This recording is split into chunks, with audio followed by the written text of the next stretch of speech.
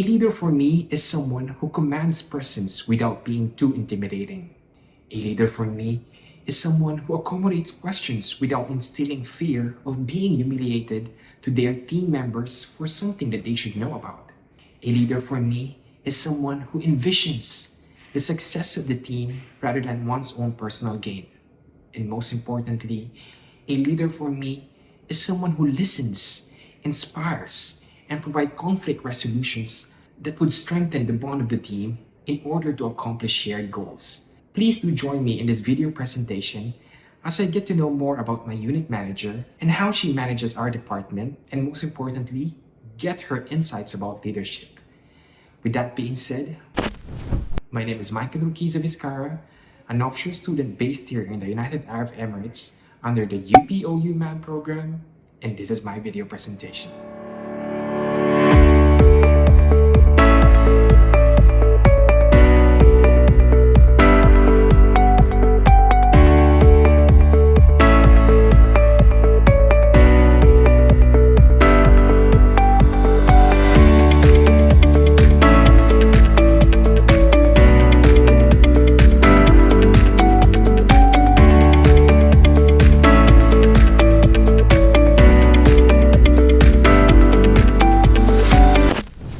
Our guest for today's sit-down interview has proven time and again that determination, perseverance, and passion for what you do will definitely pay off once you put in the work.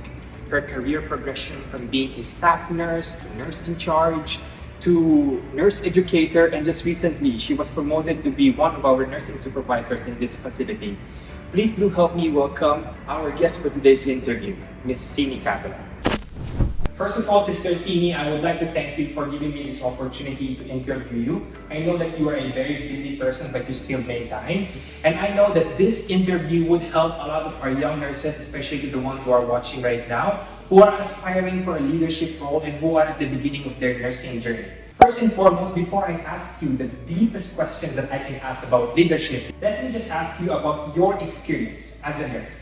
How did you become a nurse, and how many years have you been working as a nurse? Actually, more than 18 years I am working as a... Wow, 18 years. Yeah, 18 years. And interesting thing, this 18 years my experience all in UAE. Initially, I assigned in the male surgical department. Okay. Then we are always dealing with the surgical patients. Okay. And somehow we enjoy lots. Let me just ask you, because I think you are very much aware about the shortage of nurses that is happening around the globe right now. Extreme burnout, exhaustion. Last year, the attrition rate of foreign nurses doubled. Canada's healthcare system is facing significant challenges. A report in Ontario shows how exhausted and burned out nurses. What is your, let's say, opinion with regards to why nurses easily quit nowadays, especially the young ones? The ones who are coming to this profession and after 3 months of being at the bedside, suddenly they easily quit. Do you think it's about leadership? Toxic environment? What do you think Not it is? only the leadership quality, the first thing is the stress. Okay. Actually, it's a stressful job and more responsible job also. Okay. The younger generation, they cannot afford this much of a stress. The second thing also, if they are getting good orientation, motivation and support, I think somehow we can encourage them to continue the same profession. It's not very easy job. It's a highly responsible and divine job. Okay. Then let them to prepare themselves. Okay. Then in the future, they have some idea. It's not a easy, but it's a noble and a divine. And most responsible profession also. Since we've already gotten an overview with regards to your nursing experience, let's dive into the most important 5 questions that I have arrived here with regards to leadership. Since you have been recently promoted as one of the nursing supervisors in our facility, I would just like to know, what motivates you as a nursing supervisor? First of all, I told earlier, I have 18 years experience in the facility. That's why I'm so familiar here. And first of all, I got almost adequate experience in the patient bedside care. I can assess my patient's emotions, their needs. The second thing, I thought, why I can grab this opportunity. I can explore my leadership qualities also. That means decision making, problem solving, and treating the people equally. That all, what are the potentials I have, I can explore. That's why really I'm so interested to join to my new role, and I'm really enjoying the role also. What do you think are your qualities as a leader in your current role as a nursing supervisor? Leaders should be treat the people equally. That is the first quality we want. Okay. Because who is our opposite? Even is the junior staff, senior staff, doctors, even the cleaner, whoever. Okay. Treat them like a person and respect them. And then believe they have their own dignity. Treat them. The Yeah. second thing, we should be listen. Listen. Because always, a lot of people are working together. There is a high possibility to conflict. Or some communication problem. Okay. Listen properly. Okay. Communicate with them and understand each other. Never prejudge the person. Think, this is like that. No need the prejudgment. Okay. Treat them equally. Listen them. Communicate with them. Motivate them. Emotionally support them. Then I think this much of a quality one person have. Treat the people equally. Yeah. And we will get a good outcome also. As one of Sister Senior's precepti before, because I used to work with her in male surgical ward, and I can attest to what she said, that she is actually a very good listener. She will understand you before she makes a decision. She has to understand where you're coming from, and that's something that I appreciate from you. I always tell her this, that I am very appreciative of what she has done for me. I am where I am right now as a nurse, and as confident as I am today because of what she has done for me as a nurse. And I would like to thank you for that. Okay? Third question for you about leadership is that, how would you describe yourself as a leader during difficult situations? Of course, my good question from you. Every day I am facing different issues or scenarios. We cannot think today what I face, tomorrow it will be saying no. It's really different. And not only the healthcare issues I am facing every day. It's already mixed up problems. Health issues one side, cultural issues another. I will try my best to resolve the problem, but somehow, sometimes, some occasion, I can't because the communication barrier. No, my mother tongue is not Arabic, but I know how communication. I know, but I have the limitation. Because opposite side person may be so angry or emotionally unstable. At that moment, maybe my communication is not effective. Even though I am trying to listen with them, maybe I will not understand properly what they mean. Okay. In this situation, in our facility, we are always, there is a public relation officer. Okay. I can explain this problem to them, like citizens also. Okay. Then they can manage easily.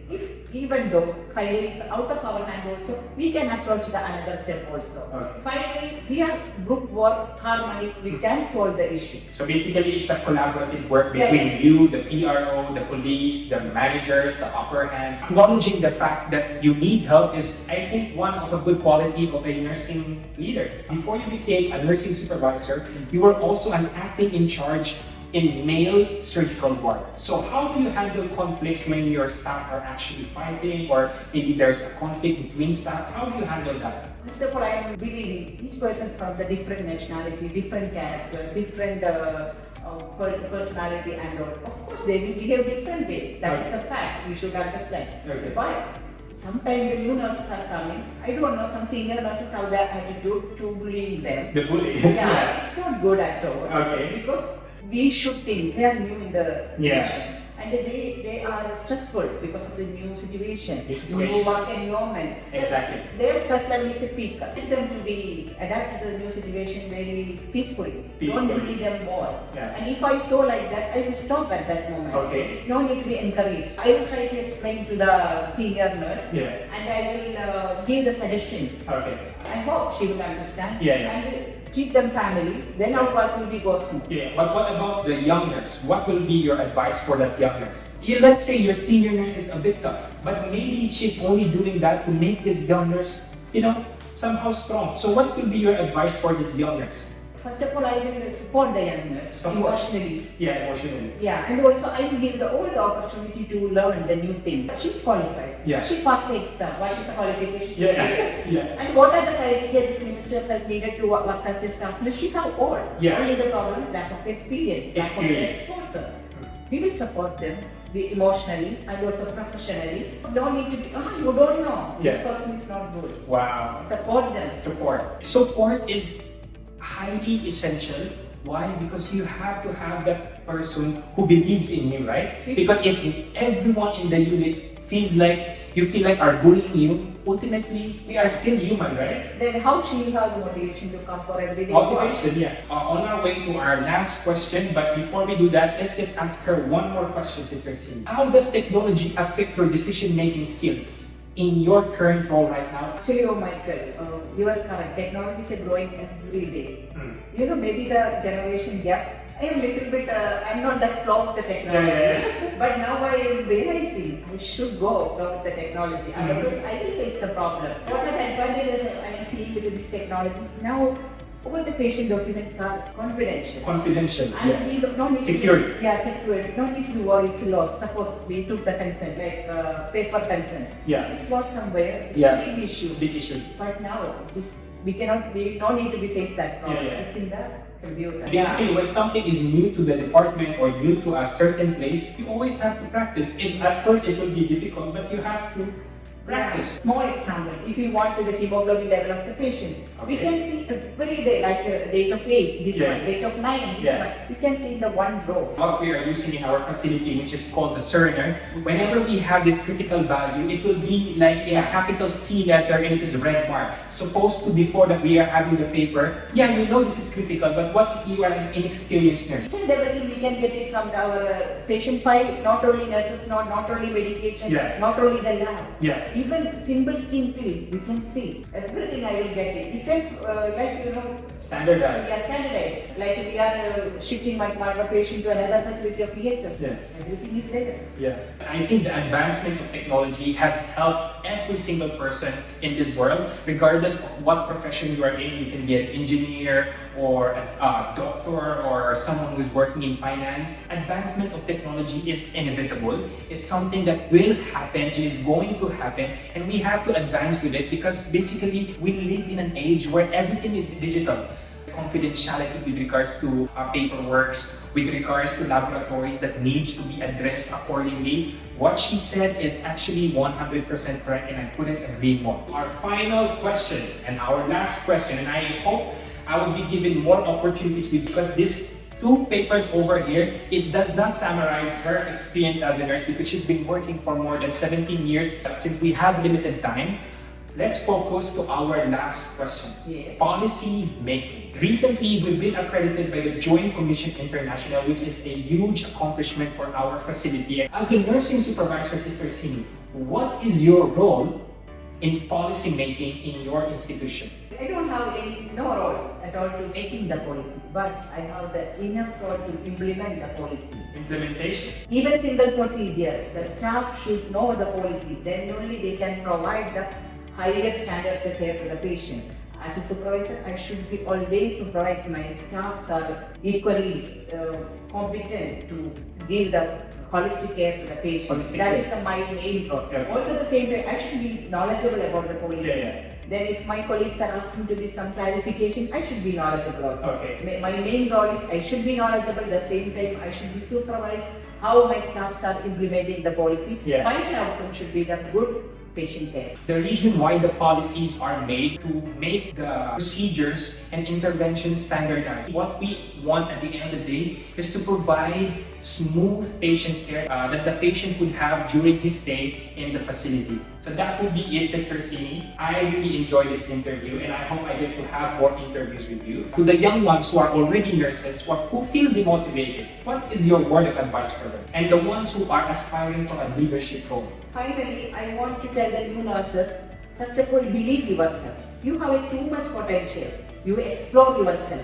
Okay. The nursing is not a simple profession. It's a really divine, very responsible position. You can enjoy if you are passionate and you are loving your profession. You can enjoy.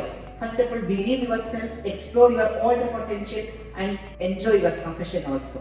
That would be it for this video presentation. With Sister Sini over here, we would like to say, Masalama! Nowadays, being a team leader is just more than about making decisions and delegating tasks. It is more on having genuine connections that would influence and inspire individuals, teams, or even the entire company towards achieving a common goal. Gone are the days of autocratic decision making with little disregard for the team's input.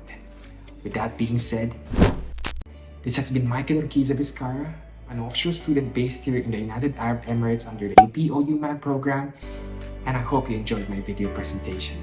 Maasalam! Maraming salamat po! Bye!